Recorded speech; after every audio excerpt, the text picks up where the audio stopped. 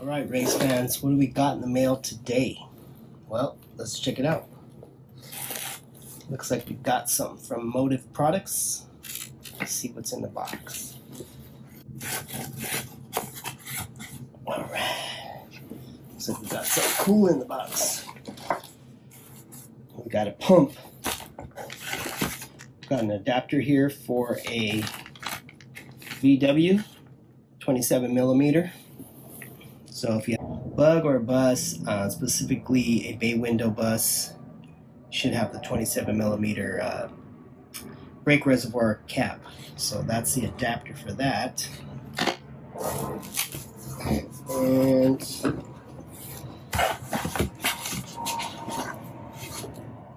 that's it. That's all that comes in the box. That's all we really need anyways. It's got a nice gauge right there, pressure gauge. Yeah, this is a power bleeder, so we're gonna put it to the test today. Let's get it. So I watched a video with, I forgot the guy's name, but he used this on his Bug, and I had seen this in another video. I can't remember what kind of vehicle it was used on. Maybe it might have been a water-cooled V-Dub, but I like it. I'm gonna give it a shot. And I tried to use the hand pump. That didn't work. I don't know if I have a leak in my system. I probably do, but it didn't work. So I'm gonna go with this one and try to bleed my brakes here. Because you know, I got the wheels on, got the drop spindles on, got the narrow beam, turned the wheel, turned the torsion bar in the back. So I want to try to drive this thing. That would be nice. And I need to bleed the brakes, and wifey is not trying to help out in that situation, so got to get it done yourself. So this is a one-person job. So let's see if it works. All right. So first thing we're gonna want to do is fill up the brake reservoir. Now this is the upper brake reservoir because there's another smaller one. There's another one, bigger one actually, down at the bottom.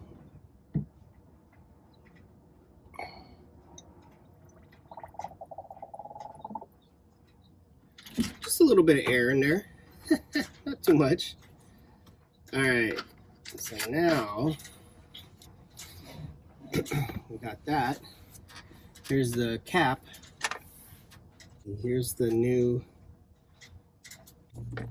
So it comes with this seal. So put that in there. Doesn't fit perfectly. So I'm not sure what's up with that. But the other thing is you're gonna attach it to this. And like I said, I'm gonna get a wrench and make sure this is you know, tight.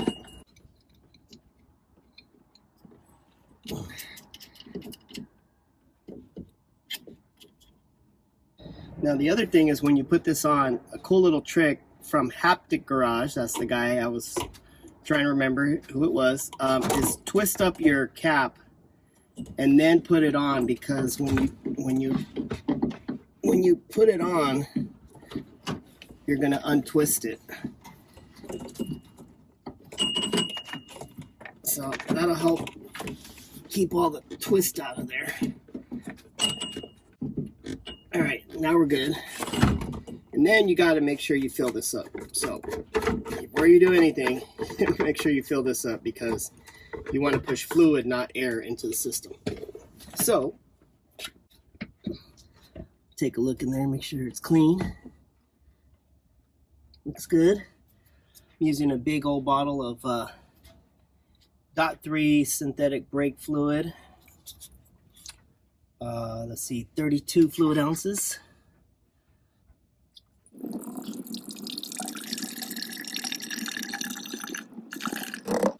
We'll see if I end up using this whole bottle.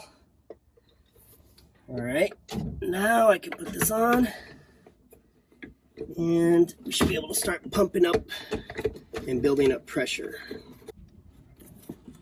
Okay, so let's pump it up. All right, twist it to the left to unlock it, and start pumping. can see the fluid starting to come up here. And I got to make sure all my brake lines are closed, or not be able to build any pressure.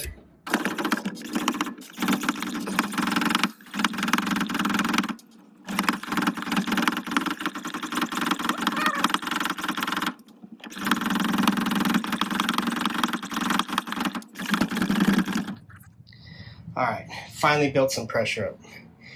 It took about, I don't know, I wasn't counting, but maybe 80 to 100 pumps to get it up to where it's at right now, which is about 15. So I'm gonna get it up a little bit more, right to 15, and then I'm gonna go ahead and start bleeding it from the right rear tire. Feels like I already lost some pressure, but yeah, it takes a while. I only have this much brake fluid in here, so that's why it takes longer. But yeah, I was starting to feel the pressure. I mean, it's pretty easy to pump it right now, but I started to feel a little bit more pressure. So I'm just going to try to build it up to 15, and hopefully it stays there, which means I don't have any leaks. And then I'm going to start bleeding it. Okay, so it's a little bit over 15 pounds right now. And you want to look closely because, you know, it's going to drop down. So bleed it and then come back and check. I'm going to come back and check. Once it gets down to 5, I'll probably, or maybe 10, I'll come back and build some more pressure. So let's go to the back. I got this here and put it on.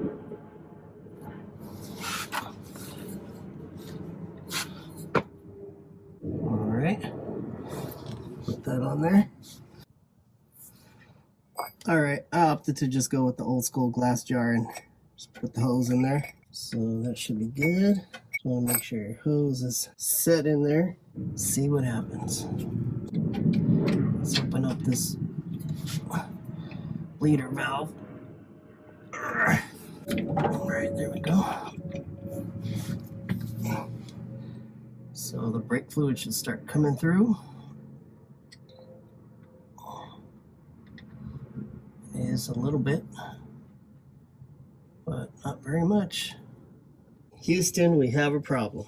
Here's the bleeder valve, and that's the brake wheel cylinder, and no brake fluid is coming out of there. So either the brake wheel cylinder is clogged or something, or there's no brake fluid getting to this rear wheel because, I don't know, it's clogged or something. There must be some sort of blockage somewhere. I just did the left rear and I was able to get brake fluid to come out. So I don't know what's going on here, but what I'm gonna do is loosen up this brake line, and if fluid starts to leak out from there, that means I'm getting fluid to the cylinder and something's wrong with the cylinder. So let me go get I think that's an 8, maybe a 10 or a 9, I don't know. All right, let's see what happens. This is called troubleshooting, my friends. I'm gonna put a rag there. We still have a problem. I loosened up the brake line, the hard line, and as you can see, it's still pretty dry up there. Nothing came out, so I'm gonna just go back to the next possible area. I'm gonna loosen this up and see if any fluid comes out, and if not, then I'm not getting fluid to this point, and just keep going back all the way to the master cylinder and see what happens. Just get some of the grease off of here. If anything leaks, I can see it.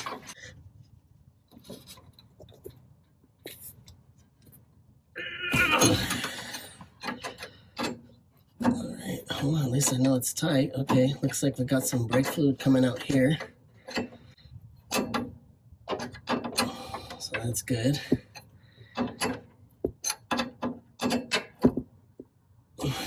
Not a lot, but something.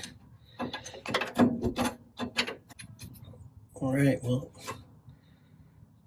it's all the way backed out right there, so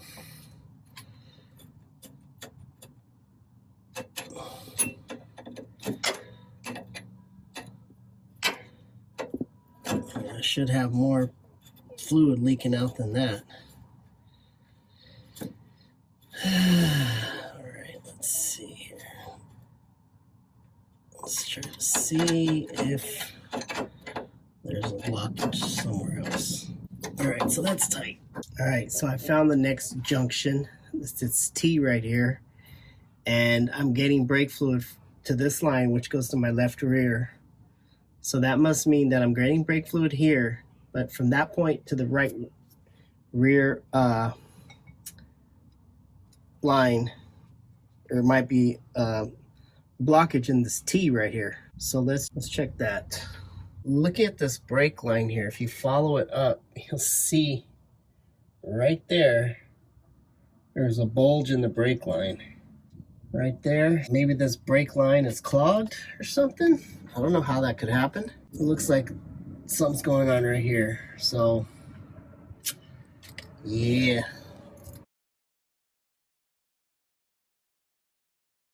All right, so I got some weird thing going on here where the backing plate is bent. You can see here the distance, and then as you go up, it gets bigger, and you can see it's all wavy and stuff. And I have no idea. The only thing I can think of is I had a problem getting off my brake drum one day, and I was just like prying it off like that and bent it all back up. So I got to try to straighten this out because I can't get to the bleeder valve because it's being blocked.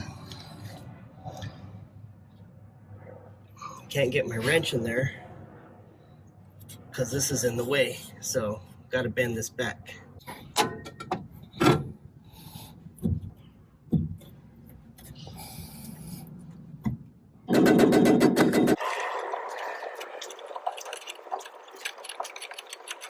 Should be able to get my wrench on there now. Yep.